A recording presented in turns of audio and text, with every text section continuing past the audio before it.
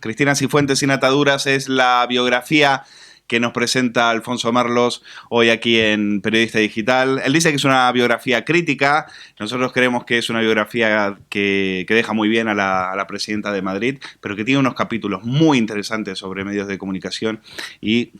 Claro, estando en Periodista Digital, de eso también le vamos a preguntar al gran Alfonso Merlos. ¿Qué tal, Alfonso? ¿Qué tal, Luis? Un placer tenerte tanto tiempo que no nos venías a visitar. La verdad es que sí, la verdad es que llevaba ya, no sé si unos meses o incluso más de un año sin venir por Periodista Digital, pero siempre es un placer, una satisfacción estar contigo, Luis, y con todo el equipo del periódico. Os seguimos cada día y casi cada hora. Lo sé y me consta y te lo agradezco.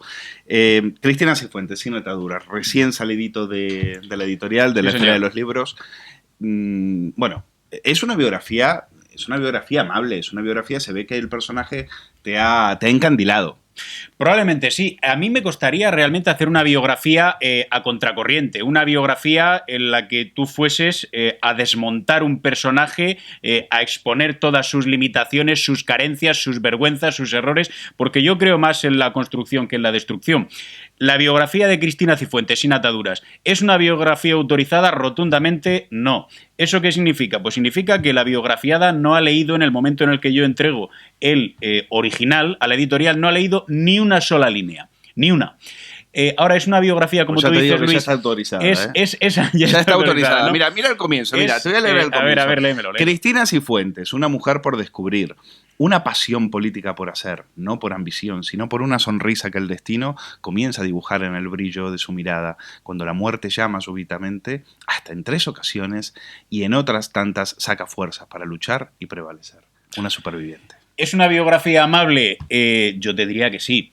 ¿Es una biografía favorable? Pues en según qué parte. Es decir, aquí, sobre todo, tú has citado el capítulo de la comunicación, el capítulo del periodismo, el capítulo de las televisiones. Ahí hay una visión realmente crítica y dura, no tanto de lo que ha significado la proyección en los medios de Cristina Cifuentes, sino el manejo de la comunicación por parte del Partido Popular en estos 4 años. Por lo tanto, es un libro en el que hay de todo. Hay una parte muy, muy, muy personal, esas 3 llamadas de la muerte a la presidenta del Gobierno de Madrid, y hay un capítulo que es muy, muy, muy político. Hay capítulos que son de pasado, es decir, sus inicios en política, en el mundo universitario, las 3 legislaturas con Gallardón, las 2 legislaturas con Esperanza Aguirre, es decir, hay un pasado en el libro, y luego hay una llamada también al futuro. ¿Qué tiene que hacer el Partido Popular con Ciudadanos? ¿Qué tiene que hacer con la efebocracia? ¿Qué tiene que hacer con sus votantes que están descontentos y muy, muy, muy cabreados? Y, bueno, hay muchas puertas abiertas, como habrás visto en el libro. Por un tema de tiempo no vamos a poder entrar tanto en la parte biográfica, que está muy bien tratada. El primer capítulo arranca con el accidente, te lo agradezco. Después los otros capítulos se nota que has hablado con es todo conmovedor, su entorno verdaderamente. y que has podido tener información en ese sentido de primera mano. Creo que es la primera vez que se cuentan cosas de la carrera política de Cifuentes, que era hasta hace poco casi una desconocida. ¿no? Bueno, desde luego... Incluso para los propios militantes del PP. Sin duda. A nivel nacional, Cristina Cifuentes hace 3-4 años, a nivel nacional es una desconocida. Hay que decirlo con todas las palabras y con todas las letras. En el momento en el que ella se la nombra delegada del Gobierno en Madrid, que también hay que subrayarlo, no era la primera opción de Mariano Rajoy, pero en el momento en el que se la nombra, por razones obvias, la manifestación Jaque al Rey, rodea el Congreso, todas las algaradas callejeras en el centro de la capital, ahí ella empieza a tomar una visibilidad y empieza a tomar un protagonismo. Y ahí ocurren 2 cosas. Ella proyecta a sí misma su imagen como una mujer que tiene, un campo realmente en el futuro que puede ser interesante y por desarrollar. Terminaría siendo como candidata a la presidencia del Gobierno de Madrid. Y luego, ahí lo que ocurre es que empiezan a levantarse dentro del propio partido... Eso, ¿no? Ciertas sospechas, ciertos recelos, empiezan las primeras zancadillas a Cristina Cifuentes, es decir, eso tiene su lado positivo y su lado negativo. Vamos a hablar de eso. El PP de Madrid, sabemos que ahí hay 2 almas, estaba el sector Gallardón, está el sector Aguirre.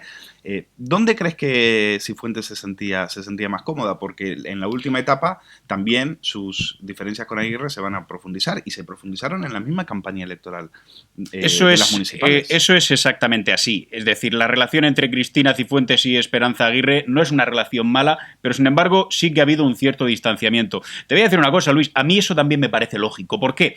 Porque hemos visto cómo el poder de Esperanza Aguirre en la Comunidad de Madrid, en el partido, ha sido un poder, en fin, muy consolidado, muy bien cimentado. Le han salido sus corruptos, pero con gente de mucho peso trabajando con ella. Y claro, cuando el presidente del gobierno, Mariano Rajoy, en cierta medida se propone ir desmontando todo eso, pues es normal que la persona que viene a ocupar ese espacio y ese vacío, que es Cristina Cifuentes, que entonces no representaba ningún sector y no tenía un gran equipo, es normal que pise algunos callos, es normal. Eso ha ocurrido. Ahora, los papeles están perfectamente delimitados, las funciones, el ámbito de competencias. Ella está en el gobierno de Madrid, ella tiene una carrera política, Cristina Cifuentes, que desde mi punto de vista está por hacer, aunque no tiene 30 años, pero es una carrera política que está por hacer. Y en el caso de Esperanza Aguirre, que también es una opinión personal, creo que ha sido y que es una gran política, pero sin que se malinterprete esto, es una política que ya está de salida y haciendo un papel muy digno en el Ayuntamiento de Madrid. Cifuentes proyecta su imagen política en contraposición a Aguirre, y lo que ella destaca quizás es esa derecha con una sensibilidad social, una derecha que sí se preocupa de los que han sufrido durante los años de la crisis. Ahí sí que hay un desmarque entre, al menos desde el punto de vista, si lo quieres, semiótico, mediático, sí, de la imagen dura, de esa derecha dura. Bueno, estoy de acuerdo en la parte segunda de tu análisis, en ese perfil que has descrito de la nueva derecha o el nuevo centro derecha de Cristina Cifuentes. En la primera parte no, en la parte de que lo hace por contraposición o por diferenciarse de Aguirre, son perfiles diferentes, pero no hay ninguna voluntad por parte de la presidenta del Gobierno de Madrid de ocupar un sitio para diferenciarse de quienes estaban ocupando ese sitio. Te quiero decir, las posiciones políticas de Cristina Cifuentes dentro del propio Partido Popular, y así lo ha manifestado en distintas ocasiones, en congresos del partido, en ponencias, su voz en relación a lo que significa el tema del aborto, su voz en lo que significa la posición sobre el matrimonio homosexual, los servicios públicos, siempre ha sido una voz, no un verso suelto, pero una voz propia, una voz diferente, y que no ha ido a chocar contra nadie ni a diferenciarse contra nadie. Simplemente ha ido a decir: yo soy Cristina Cifuentes, soy una militante, esto es lo que pienso, y señores, si no está de acuerdo con la corriente dominante en el partido, pues no pasa nada, pues estaré más sola. Ahora ya no está tan sola, ahora está más acompañada. Háblanos del equipo de Cristina Cifuentes. Una vez que Cristina Cifuentes accede al poder como presidenta de la Comunidad de Madrid, se rodea de gente, nombres que para la gente... Claro. Para el que nos está viendo son desconocidos, pero bueno, en el equipo de Cifuentes pintan mucho. Yo diría varias cosas del equipo de Cristina Cifuentes. Primero, que es un equipo pequeño. Es decir, Cristina Cifuentes no tiene detrás un gran bloque como podía tener Alberto Ruiz Gallardón o como Esperanza Aguirre, pero porque no tenía poder en el Partido Popular en Madrid, esa era la realidad. Por lo tanto, no podía tener cifuentistas, no existía esa corriente. Es un equipo pequeño, es un equipo súper currante, y a mí me parece que son, te lo digo honradamente y quitándoles el traje de político, me parece que son personas de una gran categoría humana. Yo te destacaría, y lo hago en el libro, a Ángel Garrido, que ejerce de facto de vicepresidente, es el que se considera el delfín en el caso de que Cristina Cifuentes quisiesen los militantes del Partido Popular que tuviese que desempeñar en el futuro otro tipo de tareas o de funciones o estar en otro sitio. Es el delfín, Ángel Garrido, es una persona de su absoluta confianza, lleva muchos años con ella, es una persona que conoce muy bien el Partido Popular en Madrid, que conoce muy bien el Ayuntamiento de Madrid y tiene su mismo perfil político. Le gustan los medios de comunicación, pero es discreto, pero es una persona prudente, pero es una persona dialogante, pero es, igual que Cristina Cifuentes, es Partido Popular pata negra. Es decir, es que Cristina Cifuentes lleva en el Partido Popular, en Alianza Popular, desde el año 1979, siempre en un segundo plano o en un tercer plano.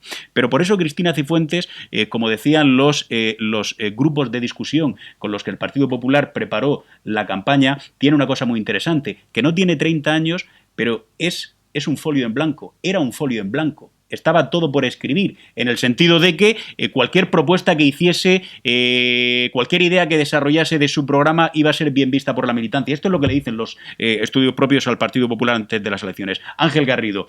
Hay una persona que es clave, que es Marisa González, Su jefa de que prensa. su jefa de prensa y mucho más que una jefa de prensa, mucho más que una directora de comunicación y mucho más que una jefa de gabinete. A quien Marisa, recoge cuando a quien recoge, la vamos deja a decirlo la- claramente... la deja en la cuneta Gallardón, porque era una persona Sí. de Gallardón de muchísimos Bueno, años. sí, dejar en la cuneta a una persona y darle una patada viene a ser casi lo mismo, Bueno, ¿no? la patada, Le da una patada. Realmente le da una patada. que como tú cuentas, a través de otros testimonios, una patada injusta, una patada desleal. Bueno, es que realmente la lealtad, el compromiso que había tenido, el curro que había desarrollado Marisa González con Alberto Ruiz Gallardón, bueno, era una entrega absoluta.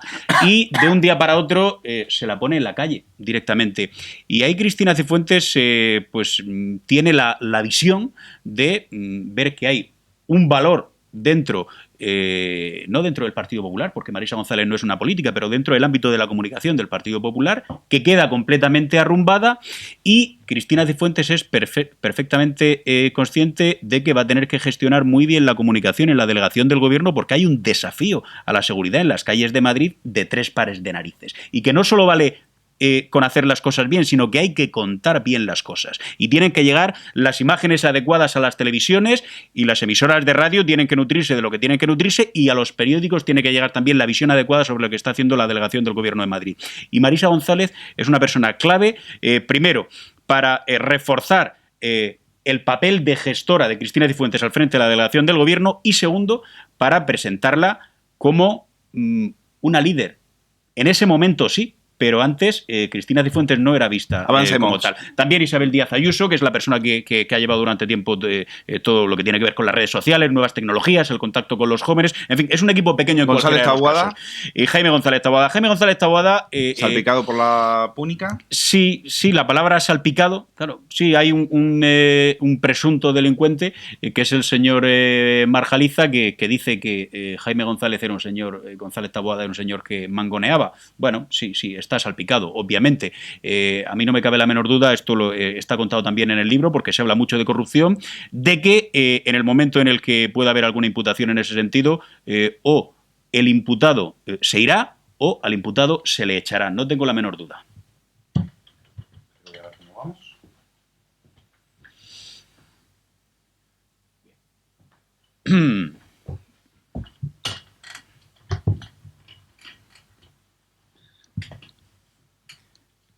Alfonso, vamos a hablar de Telemadrid. Desde el punto de vista de lo que fue el equipo de Cifuentes y las negociaciones con Ciudadanos, lo que se quiso hacer es una especie de despolitizar Telemadrid y limpiarla de todo lo que había, de lo que había, de la herencia que había dejado Esperanza Aguirre.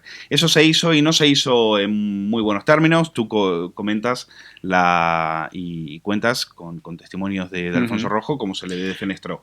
El libro está todo construido, es importante aclararlo, a base de testimonios. Hay 30 testimonios que son políticos, fundamentalmente, dirigentes del Partido Popular a nivel nacional, a nivel regional, ministros, dirigentes del Partido Socialista y de Ciudadanos. La mayor parte de ellos no están citados con sus nombres y apellidos, porque tú, que eres periodista, sabes perfectamente que entonces nadie te cuenta nada. Pero esto no es una opinión personal de Alfonso Merlos. Esto es un libro construido con los testimonios clave para entender el personaje de Cristina Cifuentes. ¿Hubo gente que no ha querido hablar para hacer este libro? Pues la verdad es que solamente una persona.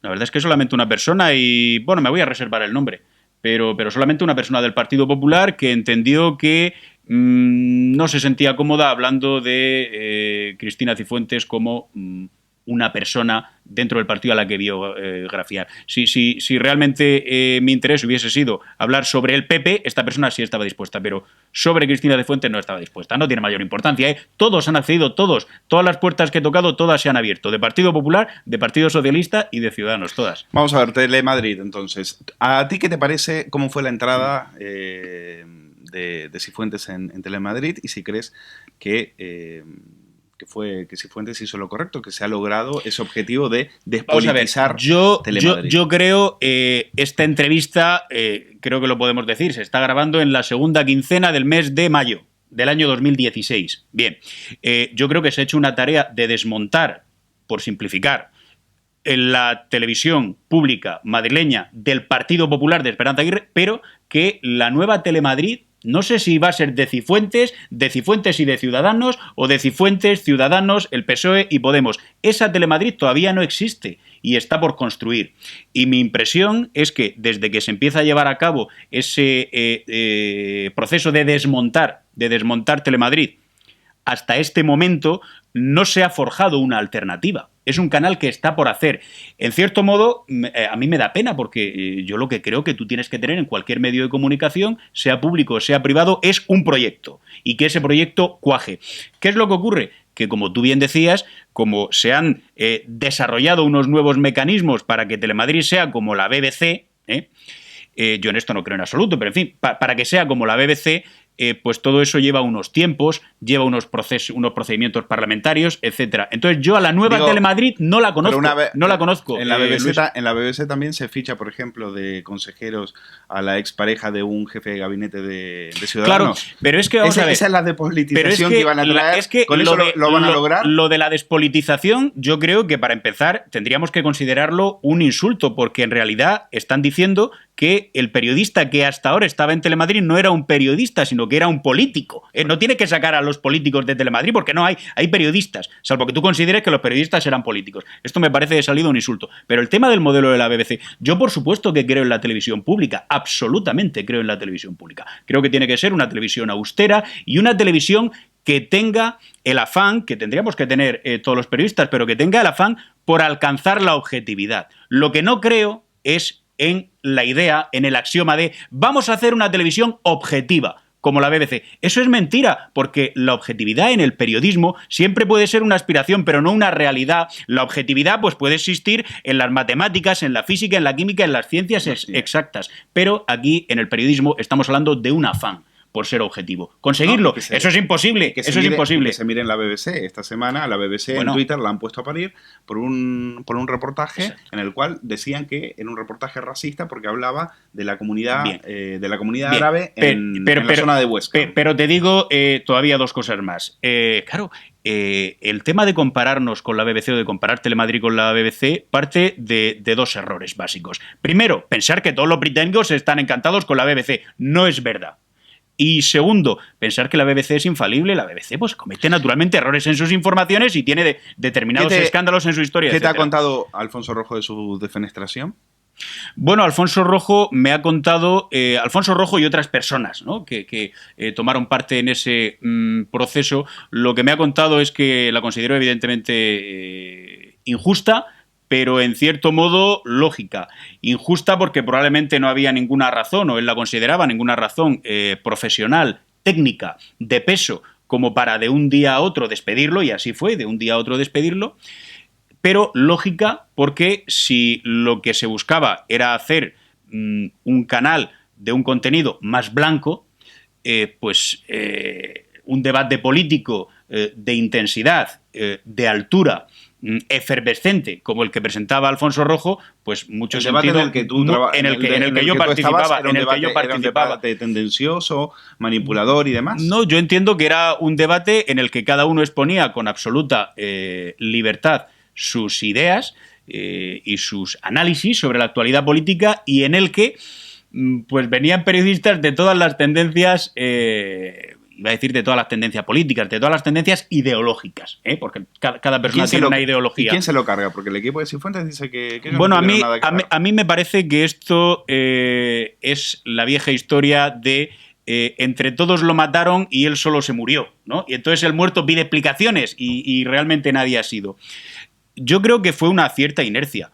En medio de unas negociaciones para crear una cosa que todavía no está creada, la nueva Telemadrid, en medio de esas negociaciones pensaron quienes tomaban parte en esas negociaciones que si los directivos, estoy dando información, que si los directivos laminaban la figura de Alfonso Rojo, pues era una piedra que se podía quitar de un camino que se pretendía seguir para el favor de hacer la nueva Telemadrid. La visión de Alfonso en ese sentido, y probablemente tú la conoces, es que, simplificando mucho, pero la visión, hay determinados directivos que eran los primeros espadas del aguirrismo y que llega un momento determinado en el que cambian su chaqueta y se quieren convertir en los primeros espadas del cifuentismo. Porque saben que fuera de Telemadrid eso no tienen ningún es futuro. Difícil. Esa es la visión de Alfonso y, bueno, eso es una visión que yo he podido contrastar dentro de la propia cadena y que puede casar bastante con la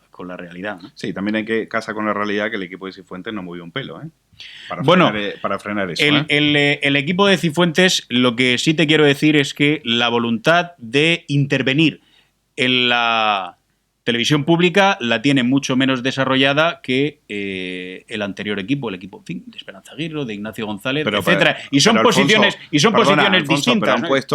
Tienen ahí a un brazo ejecutor llamado Alipio Gutiérrez, que es el nuevo mandamás de la cadena, y que ha laminado todo lo que a él le parecía, ha puesto eso patas arriba. Todo lo que se hacía en esa cadena parece que estaba mal hecho, ha puesto nombres nuevos, la parrilla totalmente diferenciada, entonces no me parece que la entrada de Cifuentes haya sido light, es una entrada bastante fuerte. Vamos a ver, que ha habido cambios en Telemadrid, que los está viendo, eso es evidente. Ahora, que haya una intención política, ideológica del equipo de Cifuentes detrás, pues, hombre, no te voy a decir que eso es un proceso de... Desde luego, tú las tienes. Yo no las tengo. Es decir, no tengo constancia de que existan esas instrucciones. Pública. Sabemos cómo funciona. O sea, en la televisión pública, tú y yo llevamos ya, tú más que yo, años en esto. Entonces, claro que las hay. Claro que hay indicaciones o habrá instrucciones. Veremos, como tú dices. Yo desde luego te digo una cosa. Vamos a darle tiempo al tiempo. Exacto. Si yo las hubiese conocido, las habría publicado en este libro, Cristina Cifuentes sin ataduras, que acaba de salir. Y hay una tarea, te doy la razón. Había un edificio, ese edificio se está intentando rehabilitar, pero yo no he visto todavía el resultado final. Es decir, por aquí se está tirando una pared, esa puerta se está cambiando, no me está gustando aquella ventana, vamos a mover de sitio el cuarto de baño, como tú dices, parece que había muchas cosas mal hechas, ¿no? Pero yo quiero ver las nuevas. Bueno. Tienes un capítulo sobre la comunicación en el Partido Popular. Capítulo amplísimo. Muy amplio. Veo que una de tus fuentes, me alegra, dice, refiriéndose al presentador de La Sexta Noche, dice, bueno, hay un medio digital que le llama La Niñera. Pues me alegro, es y creo que el apodo hasta se lo puse yo. Sí. Así que... En uno de tus titulares de portada. Así que bueno, me alegra que tengamos también presencia en eso. ¿Cuál es tu conclusión, Alfonso, sobre el desastre que tiene el Partido Popular en temas mediáticos y en temas de comunicación? Porque uno tiene, con esto termino, uno tiene la impresión de que no es un desastre, de que es algo que no maneja, sino que es peor, que parece que esa es la dirección en la que quiere ir, por razones que a veces se nos escapan. Mira, Luis, te voy a decir algo claramente. El presidente del gobierno, Mariano Rajoy, es una persona que tiene muchísimas virtudes y que tiene un rasgo, que yo creo que es un error o un defecto, un rasgo. Él no cree en la comunicación. Entonces, cuando esa persona, Mariano Rajoy, que tiene tantas virtudes, tiene ese rasgo tan desarrollado, cuando la comunicación no le ha hecho falta para llegar donde ha llegado siendo tantas veces ministro, vicepresidente del gobierno, presidente del gobierno, es muy difícil convencerle de que tiene que cambiar su actitud. Casi imposible convencerle. Y a Mariano Rajoy no se le ha podido convencer. Si encima tú tienes a un señor como consejero aúlico, el señor Pedro Arriola, que parte de la base de que en política es mejor no equivocarte que acertar, esa frase es durísima. Y esa frase se desarrolla en el libro con dirigentes del Partido Popular, de los viejos y de los nuevos. En política es preferible no equivocarte antes que acertar. Es demoledora. Esa es la frase de Arriola. Tiene toda una estrategia detrás. Y realmente esta es la estrategia que, aunque parezca mentira, a Mariano Rajoy le ha cautivado. Pero eso es una estrategia de incomunicación. Es decir, no es que haya hecho las cosas mal en temas de comunicación, es que no ha hecho cosas, es que no ha habido una comparecencia. El Partido Popular no ha tenido, ni el Partido Popular ni el gobierno, no ha tenido lo que en el mundo anglosajón se llama un Stratcom, un director de Stratcom, que es comunicación estratégica, desde arriba hacia abajo. No lo en el libro que en un momento le recomendaron a Rajoy que se busque al asesor de comunicación de Tony Blair. Sí, bueno, al presidente del gobierno se le dice, al presidente del gobierno también se le dice a la secretaria general María Dolores de Cospedal que el partido y que el gobierno necesitan un Alastair Campbell. Entonces, claro, pues el presidente del gobierno, un poco encogido de hombros, dice, pues... ¿qué quieres que haga? Si esto pues lo puede llevar... dice, Carmen Martínez Castro lo va a llevar. Dice, vosotros necesitáis un Alastair Campbell. Ante la sorpresa de su interlocutor, Rajoy dice, perdón, que no entendía de qué le iba a hablar, dice, coño, el gran estratega de Blair, su portavoz, su fontanero. Claro, sabía lo que le hablaba. Es muy importante. Y Alastair Campbell, además, por una razón, porque Tony Blair, que es un personaje que al final terminó siendo un gran estadista, foto de las Azores incluida, que tantos disgustos costó, pero Tony Blair, que al final era un político pequeñísimo, engrandece su figura y su proyección a nivel interno, dentro de su partido, a nivel de Reino Unido y a nivel mundial, precisamente confiando en un gran estratega y en un hombre que tiene un dominio fantástico y formidable de la comunicación como es Alastair Campbell. Y Tony Blair siempre mantiene que más de la mitad de su carrera se la debe a Alastair Campbell. Y desde el punto de vista de la comunicación, ¿qué opina Cristina Cifuentes? ¿Cuál es la estrategia de comunicación que está manejando en este momento Cristina Cifuentes? Pues mira, Cristina Cifuentes tiene materia prima muy buena. Es decir, ella cree en la comunicación, ella cree en el contacto con los jóvenes. Cristina Cifuentes tiene una capacidad para fascinar a los jóvenes increíble. ¿Tiene algún defecto Cristina Cifuentes? Bueno, a mí me parece que tiene más de uno. ¿Tú cuáles le reconoces, por ejemplo? No, yo, por ejemplo, veo que quizás a veces trata demasiado de agradar en esos tics que tiene, o en esos gestos que hace, como los del tatuaje, por ejemplo, de llevar varios tatuajes y de presumir de eso. Yo creo que son gestos quizás que acierto a un sector del votante del PP, pues un poco le pueden rechinar, pero que está bien. Claro. Yo le he hecho falta un poquito de autenticidad. Yo creo que son gestos que, claro, parece que está más preocupada en agradar a cierto sector de la centroizquierda que en responderle a las necesidades del votante. Luis, que es que no hay nada de eso que sea impostado, me refiero. Claro, cuando tú te llamas Pedro Sánchez, nunca en tu puñetera vida, salvo cuando jugabas en el Estudiantes a baloncesto, has llevado mochila.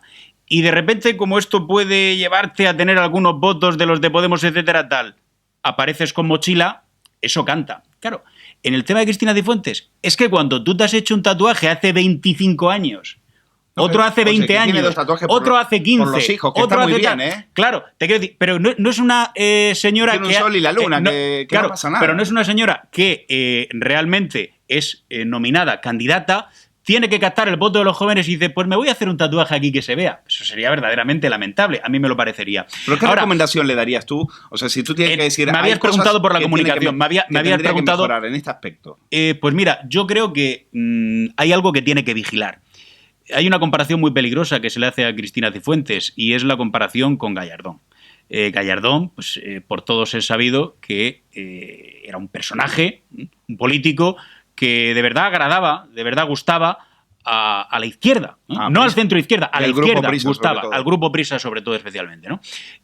A Cristina le pasa lo mismo, ¿no? La izquierda radical, por el hecho de haber sido en su momento delegada del gobierno, pues realmente la odia. Bueno, eso es así y ha recibido del del 2012. Y se cuentan en el libro y ha recibido amenazas de muerte ella y su familia y ha tenido su casa vigilada por la extrema izquierda. Hay determinadas páginas del libro que son escalofriantes. Correcto.